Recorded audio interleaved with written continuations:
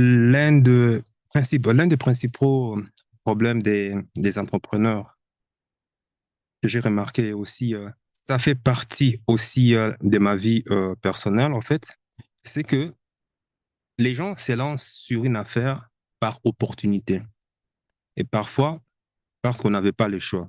Et du coup, on n'a pas, c'est-à-dire ils n'ont pas réellement conçu ce qu'ils devraient réaliser pour en savoir quel est l'idéal qu'on souhaite ou euh, qu'on veut atteindre, tu vois, au quotidien, de sorte qu'à poser les actions nécessaires pour pouvoir atteindre cet idéal. Par exemple, ce qui arrive est que on n'a pas assez d'ambition, on n'a pas assez de rêves, on n'a pas assez d'objectifs précis qu'on veut atteindre. Pourquoi? Parce que les gens préfèrent toujours se lancer par, comme je l'ai dit au début, par opportunité. Peu importe l'affaire, peu importe le projet que tu veux réaliser. Parce que quand tu sais exactement ce que tu veux atteindre comme vision, par exemple, comment dirais-je, l'un de mes objectifs, hein, et ça reste toujours ancré à moi, c'était par exemple de me lever, hein, de voir c'est-à-dire, c'était de voir les levées du soleil au bord de la mer, d'un océan, peu importe l'endroit du monde. Je veux me réveiller chaque matin avec le reflet du soleil qui sort de la mer et illumine mon visage. Hein? Tu entends ces vents glaciales, matinales, frais qui caressent ton visage euh, un peu comme pour me dire bonjour Michaelis, lève-toi. Il est temps de contempler la beauté du lever du soleil.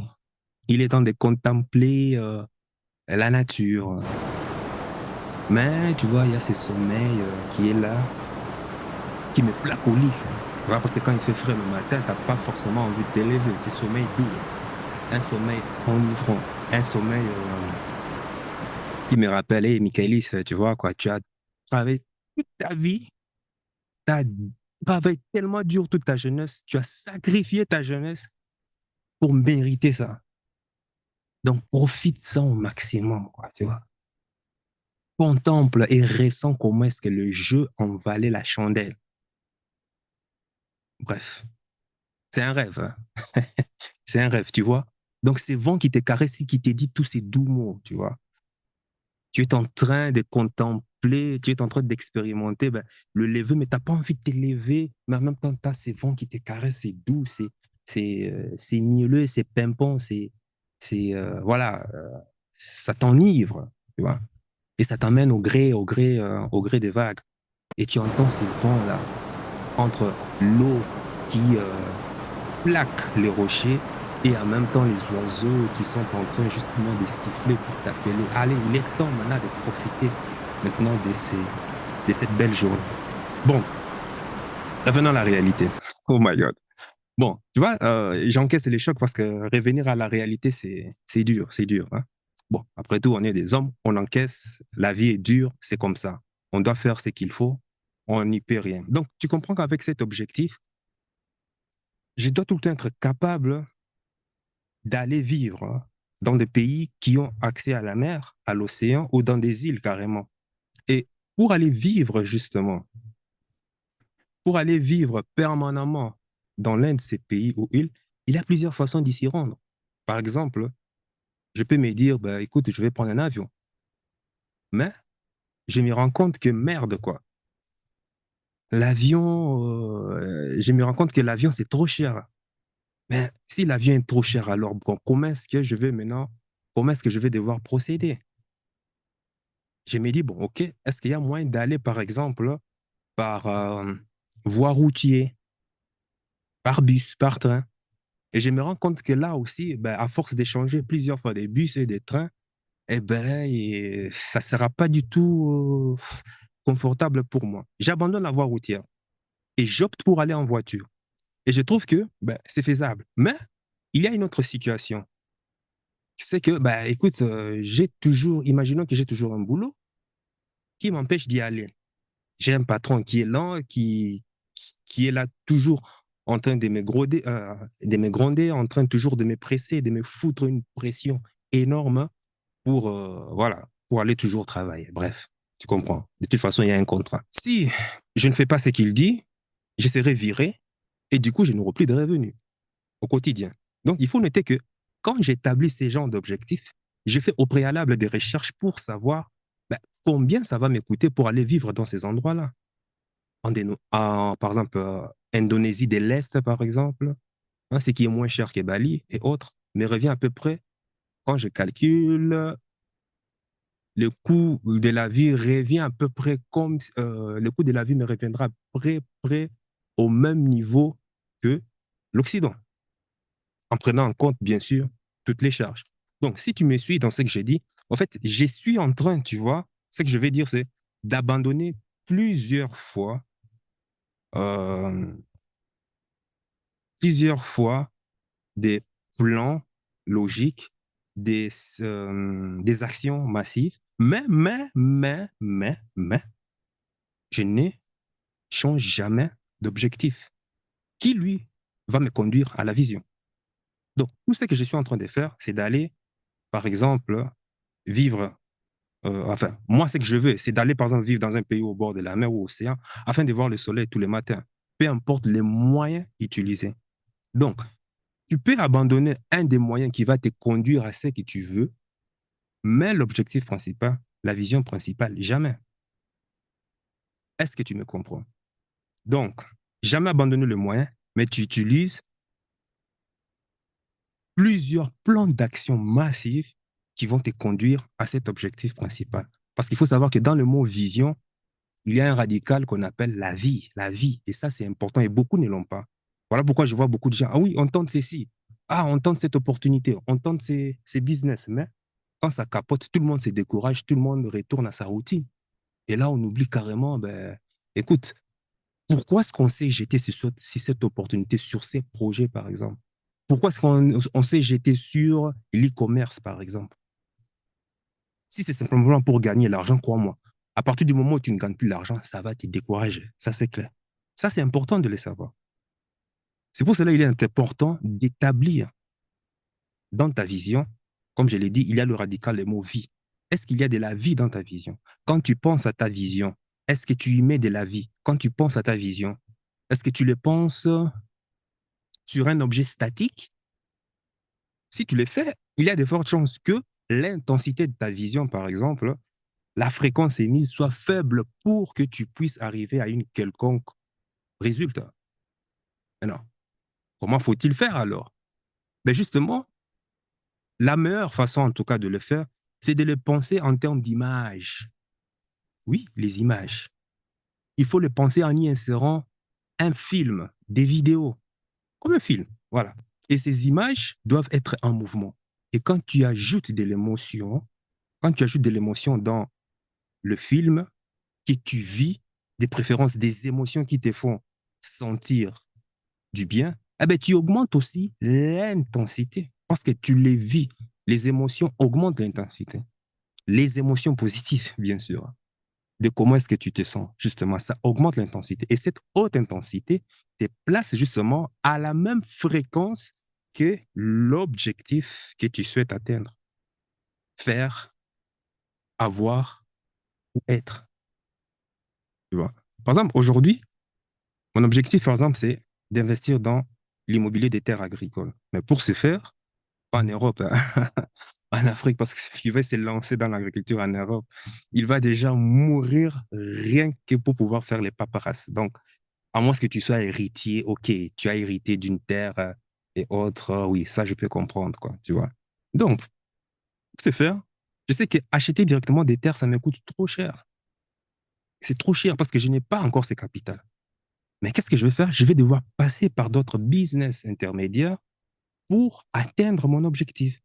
C'est quand j'ouvre un magasin d'alimentation générale, les aléas de la vie peuvent faire que le business du magasin aussi puisse foirer totalement, ce qui peut conduire aussi à la fermeture du magasin. Alors, qu'est-ce que je fais? Est-ce que j'échange? Je me lance dans le business de location de véhicules entre particuliers ou pas? Ou bien je fais euh, Je peux faire du coaching, ouais, je peux lancer aussi un business en ligne, tu vois. Donc, moi, qu'est-ce que je fais? Ben voilà, je me suis lancé dans le business de location de véhicules, autopartage. Et avec ce business de location de véhicules, ça va me permettre plus tard d'élever des fonds afin justement de réinvestir justement dans l'immobilier, mais cette fois-ci, pas en tant que personne, mais en tant que société. Est-ce que tu me suis dans ce que je vais dire? Je peux abandonner un business pour un autre tout en gardant toujours le même objectif principal des départs, qui est soutenu par justement la vision. Donc, la différence ici que tu dois savoir, c'est que, bon, ce n'est pas moi qui dois te le faire, mais voilà, la différence entre un objectif et une vision réside dans le fait qu'un objectif est spécifique, mesurable, tandis qu'une vision peut être plus générale et inspirante, en fait. Tu vois? Les buts sont plus généraux et ne précisent pas comment est-ce que tu dois les atteindre, parce que de toute façon, tu es basé que sur les ressentis. Ils restent vagues, tout en dessinant, bien sûr, un résultat souhaité. Et c'est une déclaration générale d'intention que tu souhaites avoir. Les objectifs, eux, par contre, sont opérationnels, le plus souvent quantitatifs, mais aussi qualitatifs. Ils portent sur les actions et définissent une cible précise à atteindre. Oui, je vais aller au Bali. OK, voilà. À partir de là où tu es là, quel est le prochain pas logique que tu dois faire pour commencer à mettre en place justement le système qui va te conduire à aller, par exemple, vivre dans des pays qui sont au bord de la mer où tu vas commencer à contempler le lever du soleil. Quel est le prochain pas logique? Dans 5, 10 ans, OK, quel est ton but à atteindre? Tu vois? Or, le problème ici de beaucoup, c'est qu'ils se lancent dans l'entrepreneuriat et qui n'ont pas de vision.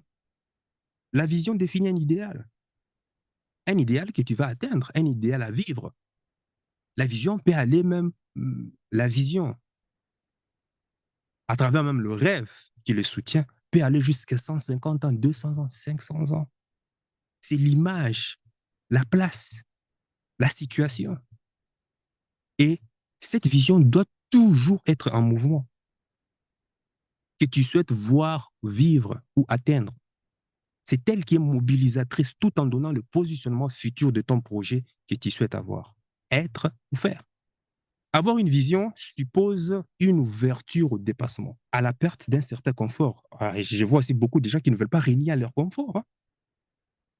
Au risque que cela puisse pouvoir même engendrer, même de pouvoir perdre même son pouvoir, que tu puisses même te séparer même de ta famille, du risque même de perdre même sa partenaire de vie, les amis. C'est comme ça. Mais c'est quelque chose qu'on ne va jamais te dire, que tes coachs ne vont jamais te le dire parce que, ben voilà, et ils doivent vendre quelque chose. Mais écoute, si ta partenaire ou ton partenaire ne rentre pas dans ta vision, dans tes projets de vie, je suis désolé. Parce que tu peux faire semblant, parce qu'elle est belle ou parce qu'il est beau, parce qu'il a beaucoup d'argent, et d'être avec, en faisant semblant. Et puis, tôt ou tard, tu vas le faire changer d'avis parce que toi, ça ne te correspond pas. Mais si toi, qui as abandonné parce que tu voulais te soumettre ou bien tu voulais justement avoir une harmonie avec ton partenaire ou ta partenaire, tu seras malheureux. Et à partir du moment où tu seras prêt pour pouvoir exécuter ton projet, ben la personne va te dire désolé, ça ne correspond pas à ma vision. Je ne peux pas aller avec toi. Et qu'est-ce que ça conduit? Ça conduit au divorce, ça conduit à la séparation, ça peut conduire aux frustrations et tout et consort. Voilà. Moi, j'ai signé et j'assume les conséquences. C'est comme ça. Je ne suis qu'avec des gens qui correspondent à ma vision. Même celles qui ne correspondent pas à ma vision, il n'y a pas de problème, mais j'apprends toujours d'eux. J'apprends toujours d'elles, enfin, de ces personnes, je vais dire. Ça t'apporte quelque chose, tu vois. Donc, pour beaucoup d'entre vous, comme vous n'avez pas de vision, vous vous lancez dans le business seulement pour gagner de l'argent de manière rapide. Et la conséquence, c'est que quand une activité qui ne donne plus de revenus, qu'est-ce que tu fais? Ben, tu abandonnes ou tu changes d'activité pour faire une autre, mais qui ne te correspond pas.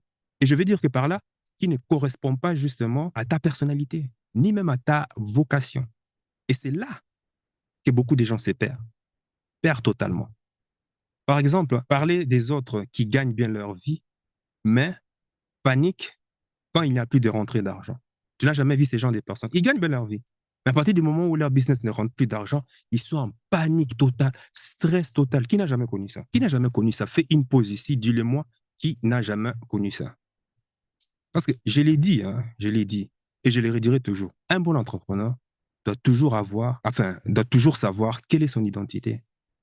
Il doit aligner son projet par rapport à son identité. Et même ta partenaire aussi doit correspondre par rapport à ton projet de vie. Et là, on touche maintenant à la base même fondamentale de la spiritualité. Voilà pourquoi je publie énormément de vidéos sur la spiritualité. Parce que c'est très, très, très important. Parce que moi, j'ai pris la décision de faire un retour à la spiritualité de mes ancêtres.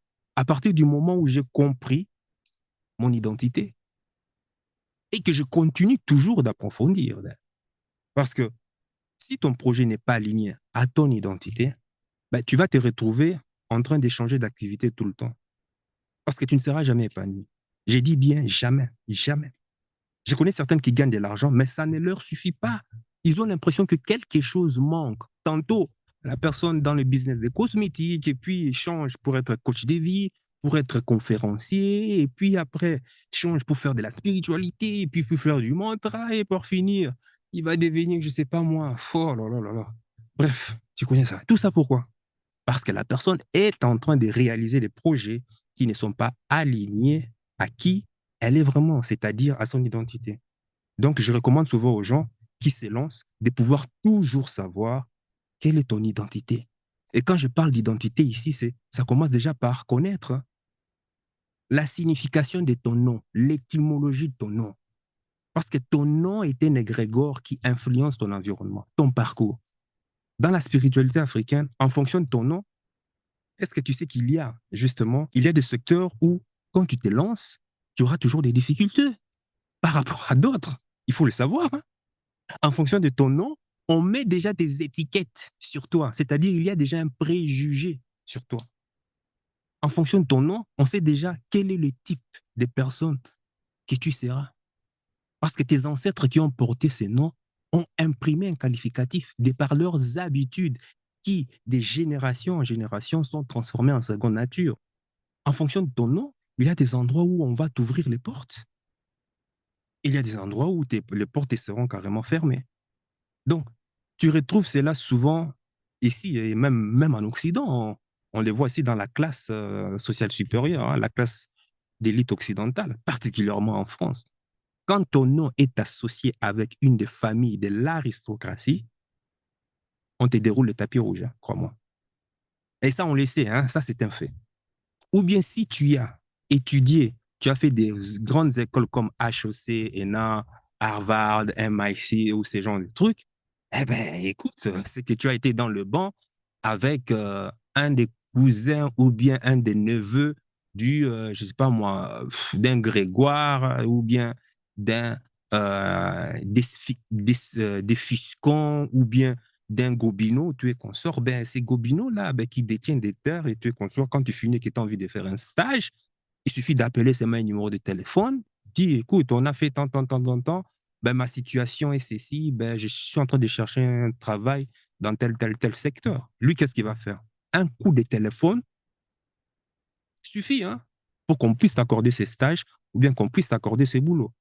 Mais imagine une personne, imagine tous les CV, tous les justificatifs et documents. On connaît tous la France, hein, avec toutes les paperasses qu'il y a. Juste pour avoir juste un boulot de merde. Imagine tout ce que tu dois traverser comme montagne russe. Aïe, aïe, aïe. Ah, laissez-moi. Donc, beaucoup de personnes ne comprennent même pas le sens de leur nom, ne savent même pas les contextes dans lesquels on leur a donné ces noms et ne comprennent pas la vision qu'avaient tes parents ou bien tes arrière-grands-parents en te donnant le nom que tu portes aujourd'hui. Donc, dans cette démarche, qu'est-ce que ça fait? Ça va te pousser à faire maintenant un voyage en profondeur, à l'intérieur, en commençant par savoir qui tu es. Ça part de ton nom jusqu'à tes frustrations. Il y a ton parcours, tes connaissances et tout le paradigme dans lequel tu as grandi autour. Et à partir du moment où tu connais ça, et c'est ce que moi j'ai fait, hein, par exemple, moi, c'est ce que j'ai fait lorsque j'accompagne les gens qui remplissent, par exemple, le formulaire que tu vas avoir. savoir trouver, lancer un business en rapport avec ta vocation. C'est ce que je fais. C'est ce que j'ai fait. Va regarder tout de suite dans la barre de description et commence maintenant ton voyage intérieur en profondeur. Et j'espère que je ne vais pas trouver des choses. Et quand je parle de voyage en profondeur, il y a le chemin boueux, si l'autre chemin est fermé. Hein, donc, crois-moi, je vais en profondeur, hein, et j'emprunte tous les chemins possibles. Tant qu'il y a des trous, j'emprunte ce chemin. Voilà. Ne va pas confondre. Ne va pas penser autrement. Bref. Donc, il m'est déjà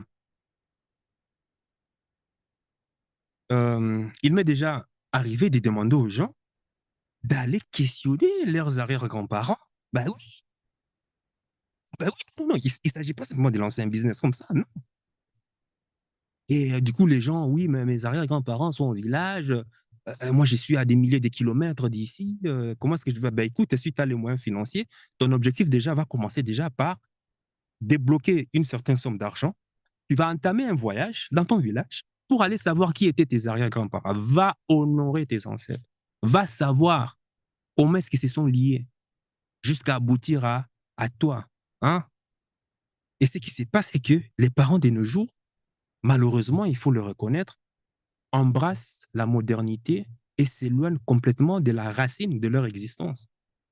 On embrasse le paradigme du capitalisme sans même comprendre les règles du jeu, ni même le fondement. Et quand les parents ont acheté une maison et une voiture de luxe et autres, ils pensent qu'ils ont compris la vie, quoi. Ils pensent qu'ils sont plus précieux que ceux qui sont restés au village. Parce que c'est simplement parce qu'ils ont du matériel, tu vois. Sans pour autant savoir qu'ils sont vides, zéro. Ils sont simplement victimes d'un système capitaliste qui suce déjà leur énergie pour pouvoir être justement des consommateurs et des consommatrices. C'est tout. Je vois des parents ici refuser de donner à leur enfant un nom africain parce que le nom est kilométrique. On connaît tous des noms kilométriques, hein, africains, particulièrement les noms, les noms des familles d'Afrique centrale. Ou bien que les noms sonnent bizarres à l'oreille. Ça, je vis ça avec des Nigérias, hein, des Kanous et autres. Alors, ils préfèrent donner un nom à consonance plus européen à leurs enfants. Parce que vous savez qu'au Nigeria, il y a des mots comme des noms, enfin, des noms un peu bizarres là. Mais ça sonne bizarre, mais croyez-moi, derrière ces noms, il y a une énergie carrément puissante. Mais la personne trouve ça, la consonance est bizarre, mais il ne sait pas que ben justement cette énergie qui accompagne le nom, ben justement peut t'ouvrir énormément de portes et te permettre de savoir même quelle est ta destinée.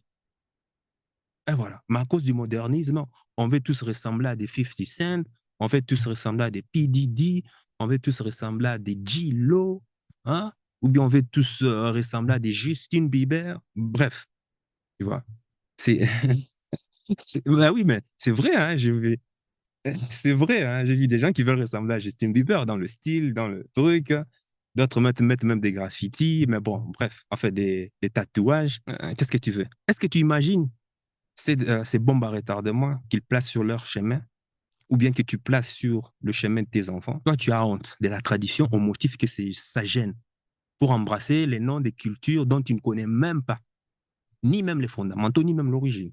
Et ses parents justifient ces choix en disant que oui, comme ça, la société verra que ben voilà, je suis bien intégré, ou bien que je m'assimile bien dans la société, que je suis bien les règles. Oui, oui, oui, je parle ici spécifiquement des nouveaux parents africains, la mentalité de l'esclavage. Et c'est ça qu'on appelle l'esthétique de l'esclavage. Et tu le retrouves plus en Amérique et puis en Grande-Bretagne.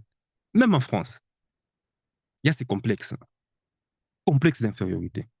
Et je me suis aperçu qu'il y a même des gens qui ont euh, de leur nom, c'est-à-dire ils ont de leur nom, il y a cette énergie, cette énergie a un impact sur la réalisation, le nom peut avoir un impact sur la réalisation progressive de tes objectifs.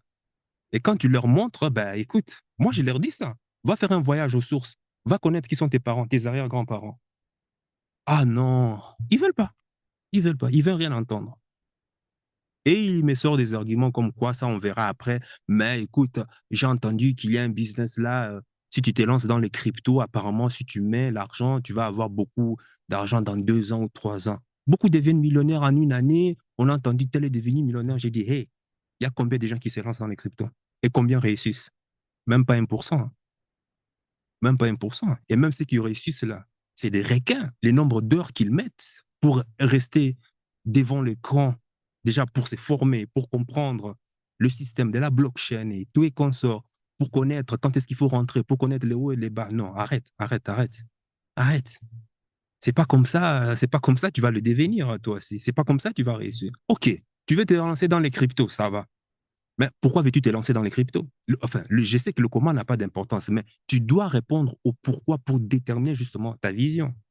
Les gens aiment beaucoup acheter du tape à l'œil, du bling-bling, en pensant que c'est ça qui fait leur fierté. C'est ça qui fait leur fierté, c'est ça qui fait leur estime. Parce que ce qu'il faut savoir est que d'où tu viens va te permettre de comprendre la mission de ta vie. Et ta mission de vie découle le plus souvent de la lignée généalogique. Aujourd'hui, tu as des caractères, tu as des habitudes qui ont été transmises génétiquement par tes aïeux. Et tu es souvent inconscient, tu les appliques, mais tu es inconscient. Sais-tu que le fait même de ne pas savoir épargner, conserver de l'argent, c'est un symptôme spirituel, sais-tu ça? Ah, voilà. Le fait que tu sois incapable de maintenir une relation de couple stable, aujourd'hui, c'est toi qui te positionnes toujours comme victime. Pourquoi tous les 75 hommes que tu as connus sont toujours des problèmes? Toujours, c'est les hommes les problèmes. Mais tu ne te questionnes jamais, toi. Tu ne te mets jamais en question. Pourquoi? Ben écoute, il y a le problème pour venir de ton subconscient, qui, elle, a hérité des habitudes de ta lignée généalogique. Et parfois, il y a des rituels que les anciens utilisent pour rompre cette énergie de rupture, cette malédiction que tu considères toi comme malédiction. Bref, afin de rendre justement tes futures relations saines et stables. Pour beaucoup, ils pensent qu'ils ont la poisse. Ils sont, non, non. Enfin, je ne considère pas ça qu'il n'y a pas de malédiction, quoi. Tout est simplement question de balance énergétique. C'est juste que tu ne le connais pas. Et du coup, comme tu ne te connais pas, tu vas te lancer dans une activité qui ne te correspond pas. Et aux premiers obstacles, tu te décourages. Tu abandonnes, tu changes de business tous les 6 mois, tous les 1 an, bref. D'autres font des études qui ne correspondent même pas à leur personnalité. Et plus tard, tu te retrouves à pratiquer un métier qui ne te correspond pas, qui ne correspond pas à qui tu es, qui ne correspond pas au quotidien. Même quand tu te lèves, tu n'as pas la motivation, tu n'as pas cette énergie. Tu es toujours triste. Quand tu es au travail, tu te presses vite qu'il soit 17 heures, que tu fasses vite tes 9 heures ou 10 heures et que tu rentres vite à la maison. On connaît tout ça. À ton avis, c'est pourquoi? Pourquoi? Parce que tu n'as pas déjà déterminé c'est quoi tes objectifs de vie. Mais avant d'aller à l'avant, avant de pouvoir penser au futur, tu dois d'abord combattre ta propre ignorance. Et pour combattre ta propre ignorance, il vaut mieux remonter, revenir dans le passé. Sans les lumières du passé, le présent est un mensonge et le futur est illusion. Le futur est illusion, utopie. Le futur est vanité de vanité. Médite sur ça.